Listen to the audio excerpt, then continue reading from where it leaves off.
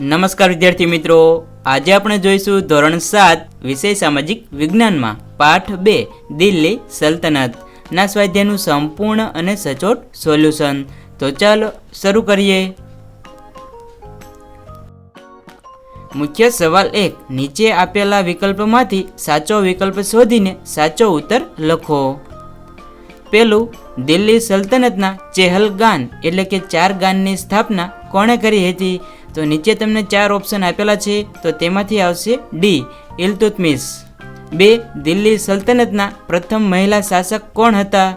તો તેમાં આવશે એ રજિયા સુલતાન. 3. દિલ્હીના કયા શાસકની યોજના તરંગી યોજના તરીકે ઓળખાય છે? તો તેમાં આવશે મુહમ્મદ તુગલક.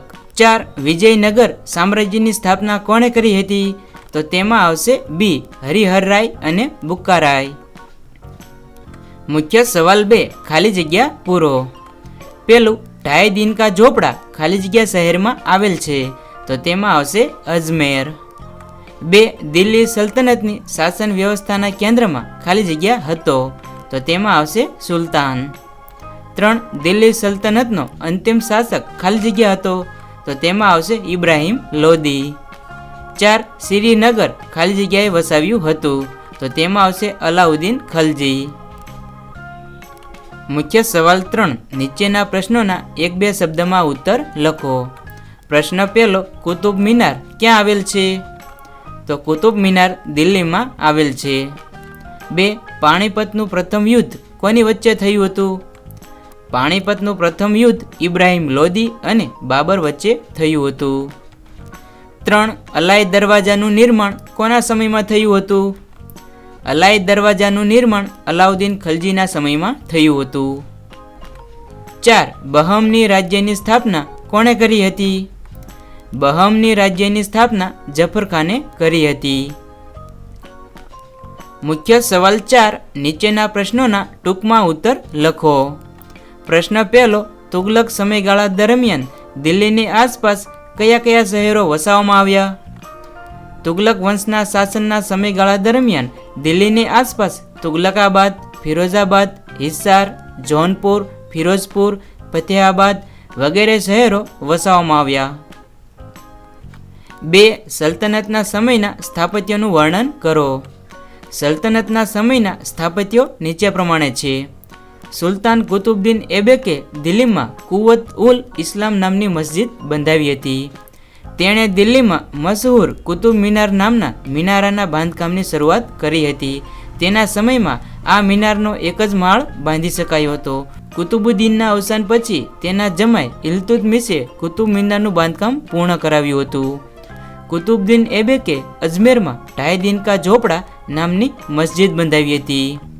સુલતાન ઇલ્તુત્મિશના સમયમાં હોજીએ સમ્મી ઈદગાહ અને જુમ્મા મસ્જિદ નામના સ્થાપત્યો બંધાયા હતા.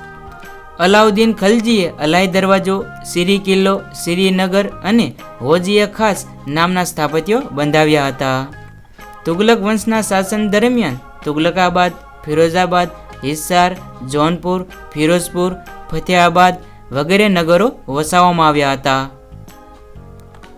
સૈયદ વંશ અને લોદી વંશ દરમિયાન બંદખાનનો ગુંબજ, બડા ગુંબજ, મોટ કી મસ્જિદ, શિહાબુદ્દીનનો મકબરો વગેરે સ્થાપત્યોનું નિર્માણ થયું હતું. આમ સલ્તનત શાસન દરમિયાન દિલ્હીમાં અન્ય કિલ્લાઓ, મસ્જિદો, તળાવો, મહેલો, સ્નાનાગરો, મકબરાઓ, પુલો, સરાઈઓ, બગીચાઓનું નિર્માણ થયું હતું. 3. કૃષ્ણદેવરાય વિશે ટૂંકમાં માહિતી આપો. કૃષ્ણદેવરાય તુલવ વંશનો તેમજ વિજયનગર સામ્રાજ્યનો સર્વશ્રેષ્ઠ શાસક હતો. તે સમયના ભારતનો એક મહાન અને શક્તિશાળી શાસક હતો.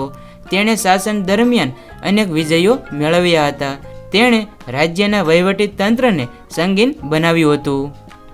તેણે સિંચાઈ માટે રાજ્યમાં તળાવો અને નહેરો ખોદાવી ખેતીવાડીને સમૃદ્ધ બનાવી હતી.